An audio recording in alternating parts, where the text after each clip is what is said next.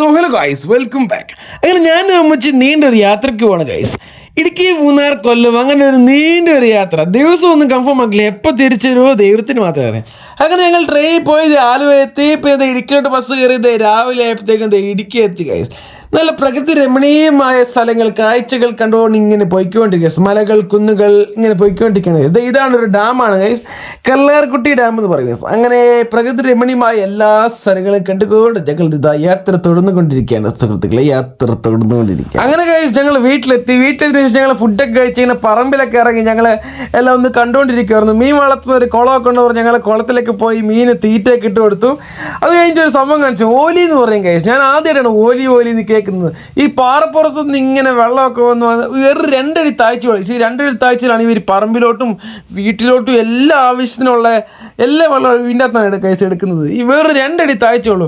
ഇങ്ങനെയൊക്കെ നമ്മുടെ നാട്ടിലുള്ള എന്ത് രസമാണ്. അങ്ങനെ കൈസ് അവിടെയുള്ള എല്ലാവർക്കും ഏലത്തോട്ടമാണ് കൈസ്. ഏലവും കുരുമുളകും അതൊക്കെയാണ് കൈസ് കൂടുതൽ. അങ്ങനെ ഞാൻ ഏലത്തിൻ്റെ കൃഷിയൊന്നും ഇതുവരെ കണ്ടിട്ടില്ലായിരുന്നു. അങ്ങനെ ഞങ്ങൾ ഏലം ഇതൊക്കെ കണ്ട് നല്ല രസമായിരുന്നു കൈസ്. നല്ല രീതിയിൽ എങ്ങനെ ഏലം ഉണ്ടാകുന്നതൊക്കെ പറഞ്ഞു ഞങ്ങൾ നല്ല രസമായിരുന്നു. അത് കഴിഞ്ഞ് ഞങ്ങൾ ഡാമിലൊക്കെ ഒന്ന് കറങ്ങാൻ പോയി. പൊന്മുടി ഡാം എന്ന് കേട്ടിട്ടുണ്ട് ഗൈസ്. ഈ നമ്മുടെ ഓർഡിനറി സിനിമയൊക്കെ ഷൂട്ട് ചെയ്ത സ്ഥലമാണ്. ലാസ്റ്റ് ആസിഫ് അലി എടുത്ത് ചാടുന്നത് ഈ ഡാമിൻ്റെ ഈ മണ്ടയിൽ നിന്നാണ് ഗൈസ്. ഈ താവട്ടാണ് ചാടുന്നത്. അങ്ങനെ പൊന്മുടി ഡാമിലേക്ക് പോയി. നല്ല വലിയ ഡാമാണ് ഗൈസ്, നല്ല രസമാണ്. ഈ ഒരു സ്ട്രക്ചർ കാണാൻ തന്നെ ഒരു പ്രത്യേക ഭംഗിയാണ്. ഈ ഡാമിൻ്റെ ഒരു പ്രത്യേകമാണ് ഈ സൈഡിലാണ് അണക്കെട്ട് ഇങ്ങനെ കെട്ടി വെച്ചേക്കുന്നത്. കെട്ടും പിന്നെ സൈഡിൽ കൂടെയാണ് പോകുന്നത്. പിന്നെ ആ പാറപ്പുറത്തിൻ്റെ അടിയിൽ കൂടെ ഒക്കെ വലിയ പവർ സപ്ലൈക്കുള്ള ഇതൊക്കെ ആക്കിയിട്ടുണ്ട് ഗൈസ്. എന്താ രസമാണെന്ന് പറയും ഇവിടുത്തെ ആ ഒരു പിന്നെ ആംബിയൻസ്. എൻ്റെ അമ്മോ, എനിക്ക് ഭയങ്കര ഇഷ്ടപ്പെട്ടു. ഫുള്ള് മഞ്ഞും കൊണ്ട് നിറഞ്ഞ നല്ല ഈ പാറയുടെ അടിയിൽ കൂടെയാണ് ഗൈസ് ഈ ഒരു പവർ സപ്ലൈ പോയേക്കുന്നത്. എന്താ രസമാണെന്ന് പറയാം ഗൈസ്. ഒരു പ്രാവശ്യങ്ങളിൽ പോകണം. പിന്നെ അതിൻ്റെ അപ്പുറത്ത് നല്ല അഡ്വഞ്ചറസ് ആയിട്ടുള്ള ഒത്തിരി സംഭവങ്ങളുണ്ട് ഗൈസ്. കളിക്കാനും പിള്ളേർക്ക് കളിക്കാനും എല്ലാ സാധനങ്ങളുണ്ട്. പിന്നെ ഞാൻ കുതിരപ്പുറത്ത് നിന്ന് കയറി. ആദ്യമായിട്ടാണ് ഗൈസ് കുതിരപ്പുറത്ത് കയറുന്നത്. ഞാൻ കയറുന്നില്ലെന്നൊക്കെ ഓർത്തിരുന്നു ഞാൻ. അപ്പോൾ അമ്മച്ചി പറഞ്ഞു ഒന്ന് കയറിക്കോടാന്നൊക്കെ പറഞ്ഞ് നല്ല രസമായിരുന്നു ഗൈസ്. കുതിരപ്പുറത്ത് കയറി നല്ല സംഭവം കാണുന്നതല്ലോ, നല്ല പേടിയാവും കേട്ടോ. അങ്ങനെ നല്ല രസമായിരുന്നു. അങ്ങനെ ഗൈസ് തിരിച്ചു വന്നത് ഇവിടെ ഏർമാടമൊക്കെ ഉണ്ടെന്ന് പറഞ്ഞു കഴിഞ്ഞാൽ ഇതുവരെ ഏർമാടം കണ്ടിട്ടില്ല. ഇത് സിനിമയിലൊക്കെ കണ്ടാലോ, ഞാൻ ഇതുവരെ ഏർമാടം കണ്ടിട്ടില്ല. അങ്ങനെ ഏർമാടം കാണിക്കണം എന്ന് പറഞ്ഞാൽ ഞാൻ ഇങ്ങനെ കടന്ന് ശല്യപ്പെടുത്തു പറഞ്ഞു. അങ്ങനെ ഞങ്ങൾ ഏലത്തോട്ടത്തിൻ്റെ ഇടക്കൂടെ നുഴഞ്ഞു ഈ ഒരു കുന്ന് കയറി. ഭയങ്കര കുന്നാണ് ഗൈസ്. ഈ കുന്ന് കയറിക്കോണ്ട് പോവാണ് ഗൈസ്. ഇതാണ് ഗൈസ് ഏറുമാടം ഗൈസ്. എനിക്ക് ആദ്യം ഏറുമാടം എന്ന് പറഞ്ഞപ്പോൾ ഞാനോർത്ത് വേറെ എന്തെങ്കിലും സംഭവിക്കുന്നത്. പിന്നെ ഞാൻ മനസ്സിലാക്കി ഏറുമാടം ഇതാണെന്ന്. അങ്ങനെ പോയി ഗൈസ്. നമ്മുടെ മാവാന്ന് തോന്നുന്നു. ഞാൻ അതിനകത്ത് കയറണം എന്നൊക്കെ ഓർത്ത് വിചാരിച്ചാണ് ഗൈസ്. പക്ഷേ ഇതിൻ്റെ കയറൊക്കെ എടുത്ത് കളഞ്ഞു.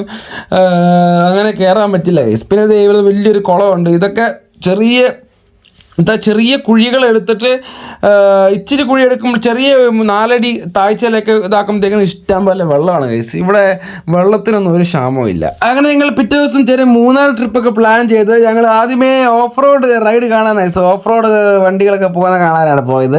ഇതുവരെ കണ്ടിട്ടില്ലായിരുന്നു. അങ്ങനെ ഓഫ് റോഡ് വണ്ടിയൊക്കെ കണ്ട് വണ്ടി ഇങ്ങനെ കണ്ട് ഒത്തിരി വണ്ടികൾ അതൊന്നും കയറുന്നില്ലായിരുന്നു ഗൈസ്. ഭയങ്കര ബുദ്ധിമുട്ടിയാണ് എല്ലാം കയറിക്കൊണ്ടിരുന്നത്. ആദ്യത്തെ അറ്റംപ്റ്റിന് എല്ലാം ഫെയിൽ ആയിക്കൊണ്ടിരിക്കുമായിരുന്നു. ഒരു ജിപ്സി മാത്രം അടിച്ച് കയറിപ്പോയി. എന്നാ ഒരു പവറാണെന്ന് അറിയാം വണ്ടിക്ക്. അങ്ങനെ ആ ജിപ്സി മാത്രം കയറിപ്പോയി എല്ലാ വണ്ടി ഇങ്ങനെ തെന്നിക്കൊണ്ടിരിക്കുകയാണ്. ലാസ്റ്റ് ഒരു വണ്ടി നമ്മുടെ താറൊന്നും കയറാതെ ലാസ്റ്റ് ജിപ്സിയാണ് വലിച്ച് കയറ്റി താറിനെയൊക്കെ. അങ്ങനെ ഞങ്ങൾ ഫസ്റ്റ് അറ്റംപ്റ്റ് മാത്രമേ കാണാൻ പറ്റുള്ളൂ. കാരണം ഈ ഒരു ഇത് കഴിഞ്ഞപ്പോഴേ ഞങ്ങൾ 2 മണിക്കൂർ കഴിഞ്ഞു. എല്ലാം തള്ളി പറ്റുന്നേ ഇല്ലായിരുന്നു. അങ്ങനെ ഗൈസ് ഞങ്ങൾ ഇവിടുന്ന് നേരെ മൂന്നാറിലോട്ട് വിട്ടു. ഈ മൂന്നാറിലോട്ട് പോകുന്നത് തന്നെ കാഴ്ചകൾ കാണാനായി. എന്നാ മനോഹരമായ നല്ല ഒരു പ്രത്യേക ഭംഗിയാണ് ഗൈസ്. ഇത് അവിടെ ആ ഒരു നമ്മുടെ തേയിലത്തോട്ടമൊക്കെ ഇങ്ങനെ ആ ഒരു ഷേപ്പ് ചെയ്തെടുത്ത് എന്നാ രസത്തിൽ അവർ ആ ഒരു ഷേപ്പ് ചെയ്ത് മെയിൻറ്റെയിൻ ചെയ്ത് വെച്ചേക്കുന്നതെന്ന് അറിയോ. നമുക്ക് കണ്ണെടുക്കാൻ തോന്നി അതുപോലെയാണ് ഗൈസ് ഇരിക്കുന്നത്. നമ്മൾ മേളിലോട്ട് പോകുന്തോറും നല്ല ഇങ്ങനെ ഉയരം കൂടുന്തോറും അതിൻ്റെ മോഹൻലാൽ പറയുന്ന പോലെ ഉയരം കൂടുതലും ചായക്ക് സ്വാദ് കൂടുമെന്ന് പറയുന്ന പോലെ നമ്മുടെ ഉയരം കൂടുന്നവർ ഇതിൻ്റെ ഭംഗി അങ്ങോട്ട് കൂടിക്കൊഴിഞ്ഞ് താഴോട്ട് മൊത്തം അങ്ങനെ കടക്കുമായിരുന്നു. ചിന്താ രസമായിരുന്നു അറിയോ. അങ്ങനെ ഞങ്ങൾ എക്കോ പോയിന്റിലൊക്കെ പോയി, ഗ്യാപ്പ് റോഡിൽ കൂടെ ഒക്കെ പോയി എക്കോ പോയിന്റിലൊക്കെ പോയി ഗൈസ്. നല്ല രസമായിരുന്നു. പക്ഷെ നമുക്ക് ഭയങ്കര മഴയായിരുന്നു ഗൈസ്. അതുകൊണ്ട് നമുക്ക് പുറത്തൊന്നും ഇറങ്ങാൻ പറ്റുന്നേ ഇല്ലായിരുന്നു. പിന്നെ എങ്ങനെയൊക്കെയോ ഈ മഴയത്തെ എന്തൊക്കെയോ കാണിച്ചു കൂട്ടി നിന്ന് എവിടെയൊക്കെയോ ഇങ്ങനെ കാണിച്ചു ഗൈസ്. അല്ല നമുക്ക് കൂടുതലൊന്നും കാണാൻ പറ്റില്ല. നമ്മൾ മൂന്നാർ പോയെന്ന് ചോദിച്ചാൽ മൂന്നാർ പോയെന്ന് പറയാം ഗൈസ്. കാരണം നമുക്ക് ഒത്തിരി അധികം കാണാനൊന്നും അങ്ങനെ പറ്റിയില്ല. പിന്നെ നമ്മൾ മൂന്നാർ അവിടെ എല്ലാം പോയി കണ്ടു. എക്കോ പോയിന്റിലൊക്കെ ഒന്ന് പോയി അങ്ങനെ ജസ്റ്റ് ഫോട്ടോസൊക്കെ എടുത്തു. പിന്നെ ഇങ്ങനെ വണ്ടിക്കകത്ത് തന്നെ കണ്ടു ഗൈസ് ഭയങ്കര മഴയായിരുന്നു ഗൈസ്. അതായിരുന്നു മഴ ഞങ്ങളെ ചതിച്ചു. അങ്ങനെ ഞങ്ങൾക്ക് ഇതേ ഗൈസ് ആ ഒരു പള്ളി കണ്ടോ ഗൈസ്. ആ പള്ളി കേരളത്തിലേക്ക് ഏറ്റവും ആദ്യത്തെ കത്തോലിക്ക പള്ളിയാണ് ഗൈസ്. ബ്രിട്ടീഷുകാരുടെ ആ സമയത്ത് പണിതാണ് ഗൈസ്. അങ്ങനെ ഞങ്ങൾ അതൊക്കെ കണ്ട് തണുപ്പെന്നൊക്കെ പറഞ്ഞാൽ തണുത്ത് വിറക്കുകയാണ് ഗൈസ്. ഇത് കണ്ടോ ഗൈസ്, ഞങ്ങൾ തിരിച്ചു വന്നപ്പോഴത്തേക്കുണ്ടല്ലോ അത് മൊത്തം കാണാതെയായി. ഈ തേയിലത്തോട്ടൊന്നും കാണുന്ന പോലും ഇല്ല. അതുപോലെ മഞ്ഞ് കയറി ഫുള്ള് തണുത്ത് വിറയ്ക്കുമായിരുന്നു ഗൈസ്. അതുപോലെ തണുപ്പായിരുന്നു. ഈ മഴക്കാലത്തുണ്ടല്ലോ ഈ മഞ്ഞും കൂടെ കൂടും. മഞ്ഞും കയറി നമുക്ക് ഒന്നും കാണാൻ പറ്റാത്ത അവസ്ഥയായി. അങ്ങനെ ഞങ്ങൾ ആ തണുപ്പത്ത് ഞങ്ങൾ ആ തമിഴന്മാരുടെ ഒരു ചായയും ഒരു ഉള്ളിവടയും കൂടെ കഴിച്ചു ഗൈസ്. നല്ല രസമായിരുന്നു ഉള്ളിവട കഴിച്ചപ്പോഴത്തേക്കും. തണുപ്പത്ത് നിന്ന് ആ ചൂട് ചായ കുടിച്ചപ്പോൾ ഒരു പ്രത്യേക ഭംഗിയായിരുന്നു ഗൈസ്. അങ്ങനെ ഇടയ്ക്കിടയ്ക്കൊക്കെ നിർത്തി ഞങ്ങൾ പ്രകൃതി രമണിയൊക്കെ ആസ്വദിച്ചുകൊണ്ട് ഞങ്ങളിങ്ങനെ പോയിക്കൊണ്ട്. അങ്ങനെ ഉച്ചയായിരുന്നു. ഭക്ഷണമൊക്കെ കഴിച്ച് ബിരിയാണിയാണ് കഴിച്ചത്. ഞാൻ കഴിച്ചത് ബിരിയാണി. അങ്ങനെ ബിരിയാണി നമ്മുടെ ഒരു വീക്ക്നെസ് ആണല്ലോ. അപ്പോൾ ബിരിയാണി കഴിച്ചത് അവിടെ സിപ്പ് ലൈൻ ഉണ്ടായിരുന്നു. സിപ്പ് ലൈനൊക്കെ കണ്ട് നമ്മൾ കയറിയില്ല, നമ്മൾ ജസ്റ്റ് കണ്ടതേ ഉള്ളൂ. ജസ്റ്റ് കണ്ട് റോഡ് പോകുന്നുണ്ടായിരുന്നു. നമ്മൾ അതിലേ കണ്ട് അതിലേ ഇങ്ങ് പോകുന്നു ഗൈസ്. അങ്ങനെ കഴിച്ചത് നെക്സ്റ്റ് ഡേ നമ്മൾ ഇവിടുന്ന് യാത്ര പറഞ്ഞു. നമ്മൾ നേരെ കൊല്ലത്തോട്ട് വിട്ടു ഗൈസ്. എല്ലായിടത്തും ടാറ്റ ബൈ ബൈ പറഞ്ഞു. അങ്ങനെ കൊല്ലം പോകേസ്. അങ്ങനെ കൊല്ലം എത്താറായിട്ടുണ്ട്. ഞങ്ങൾ ഇങ്ങനെ നീണ്ട യാത്രയിൽ ഇങ്ങനെ ബസ്സിൽ യാത്ര ചെയ്തുകൊണ്ടിരിക്കുകയാണ് ഗൈസ്. ഇവിടെ നമ്മുടെ പപ്പയുടെ ചേട്ടനുണ്ട് ഗൈസ്. ആദ്യമേ ഞങ്ങൾ അതിനിപ്പോൾ പറഞ്ഞു ഈ ജേഴ്സി പശുവിനെ കണ്ടിട്ടുള്ളൂ ചോദിച്ചു. കണ്ടിട്ടില്ല എന്ന് പറഞ്ഞപ്പോഴത്തേക്ക് ആദ്യമേ ജേഴ്സി പശു നല്ല ഹൈറ്റുള്ള കാണിക്കുക കണ്ട് ഗൈസ്. എന്നെ ഇങ്ങനെ തുറച്ചു നോക്കിക്കൊണ്ടിരിക്കണേ. എന്താ മര്യാദ അവിടെ ഇരുന്നോ. എന്നെ ഇങ്ങനെ തുറച്ച് നോക്കുന്നുണ്ടായിരുന്നു. ക്യാമറയൊക്കെ ഉള്ളതാണെന്ന് തോന്നുന്നു.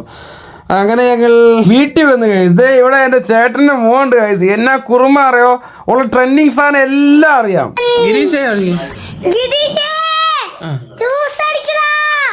കൺമണി കണ്ടോട് കാതട് ഞാൻ ഡോക്ടർ ഇനി വേറെ അത് മാറ്റിട്ട്